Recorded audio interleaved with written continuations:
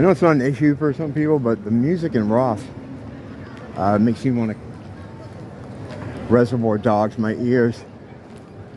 It's just all this garbage. I noticed this trend too in like modern like pop music or whatever. Because it's the only place I hear stuff like that, B-boys. The only place I hear that is in stores like that. And they have this like theme of, you know, like the one song I was listening to in there, it's, when you put us together, we're a fucking beautiful, they didn't say fucking, that was me.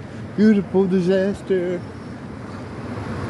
Beautiful disaster. Like, we're a beautiful disaster.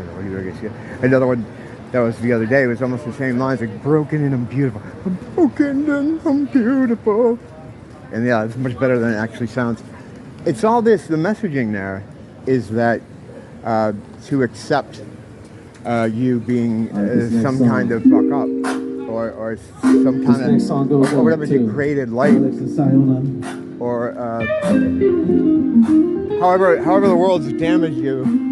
It's about acceptance of that. You know, they want you to be happy with being completely screwed over. And the reason you're fucked up is because the world's fucked up, right? I mean, you're coming up in this situation where, you know, so this whole idea of being broken and beautiful, it just irritates me so much.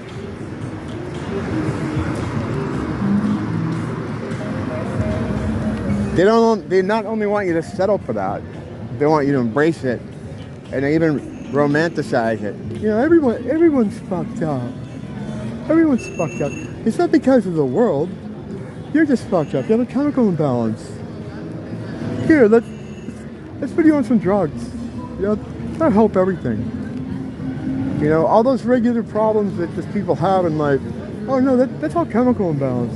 Here, let us rebalance the chemicals in your head.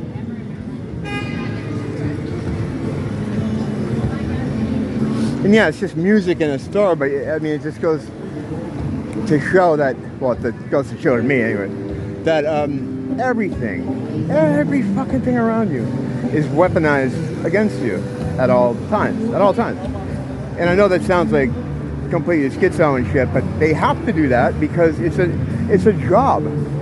It's a job keeping you low vibrational. It's a job keeping you in the form they need you in to best farm you, and to best like farm your energy, your everything. And that sounds good, actually. There's nothing else for that. I mean, that's all they do. Well, they're farmers, you know.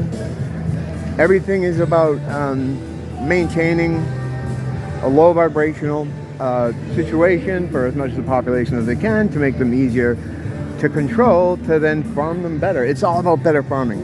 That's all it is. How they can get the most loosh out of you. You know, and they try to set up times when they can do this by, you know, what they put on TV or holidays, another big one. It's all in the service of farming you.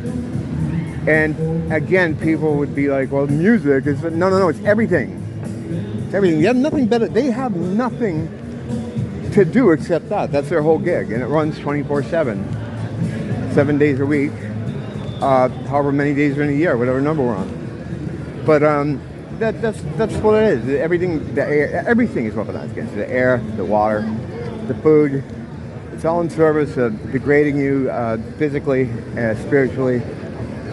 You know, spiritually is the more important way they want to degrade you, but they'll take the physical too, because then they can hook you on their pharmaceuticals, and then that spiritually degrades you.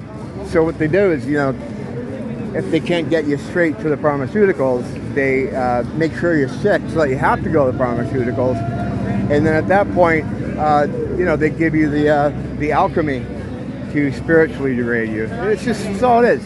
It's all it is. If you ever wonder why things are the way they are, just put that lens on, that farming lens, and, you know, a lot of it will make sense. I mean, you know, a lot of it, not everything. There's still some stuff that makes no sense, but ultimately it's in the service of degrading you in some way. That's all it is. Oh, are these the B-boys? There's a couple different crews here. One I did a video about, they made a point to say that they're the originals. And like I looked at the guys that I walked by over there, the crew over there, they didn't look like the real ones. Like these are the real ones. Not like the real ones, you know, but yeah, is that them? Shit, I can't tell. Is it because all like Islanders look the same to me? But yeah, I don't think that's them. I don't think that's them either. I can't tell. I don't know, whatever. Point is, there's a couple of those crews. Yeah, it's a busy night up here. Here's a Falun Gong, Falun Dafa guys. I signed their petition last time, so when China comes to take their interest, they can come to my door and pull me out. Yeah, they're it's weird because they're like kind of allowed by the CCP to like challenge them in some way.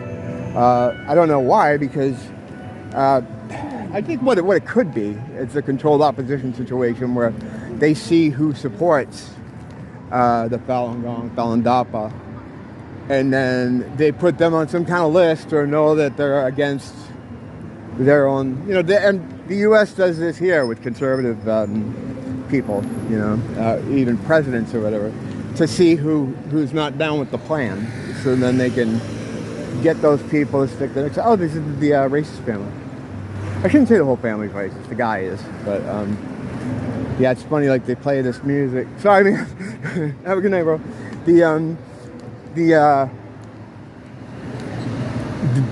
They play music, like obviously it's what guitars for. But like after a set, they always grab the mic and like try to tell blacks and Hawaiians to rise up and kill whitey, which is really weird. But it's all the time, happens all the time. With him, anyway. I don't care to sit around and hear it because I have to sit through this garbage. But little kids are talented, though, you know. And make no mistake, like they're the draw, right? I mean, if he was just there by himself, no one would give a fuck. But yeah, it's a really weird thing. Like there'll be a bunch of white people standing there watching him. Like, you know, you're all standing on stolen land, and it was taken by people that look like you. It's like, okay, where are you going with this? You're not going anywhere with it because ultimately there's no point. It's just his frustration at probably what he sees as the injustices of the world, and there are many. And he may have some legitimate gripe, but you're trying to grip money from people. You might not want to insult them at the same time. That's how actually a small crowd for them. Usually I mean, you're not supposed to block the sidewalks. That dude fucking shuts that shit down. The only way you can usually get by is by going through the store or whatever. That's the one thing the B-boys always make a point to say, like, hey, everybody get close to us because, you know, we're not allowed to block the sidewalk, you know. But that dude there, he don't give a fuck. He's looking for the shekels, you know.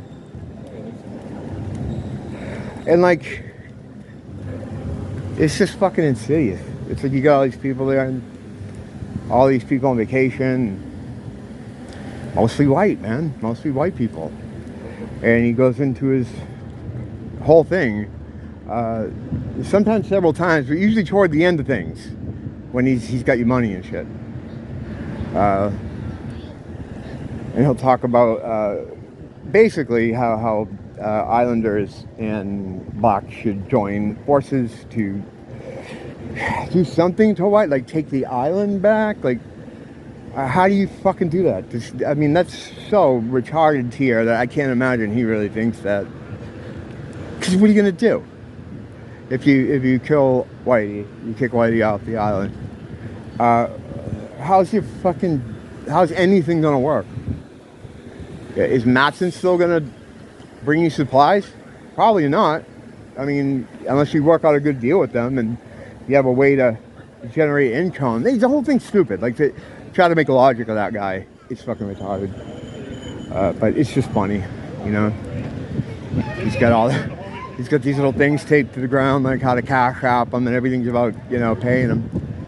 And then when you're done watching his kids perform, he hits you with that. He hits you with the "why people bad" speech. It's also tiresome.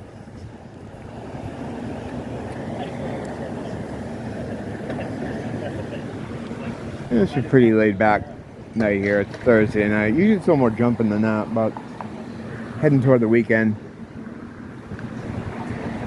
I'm always demon spotting.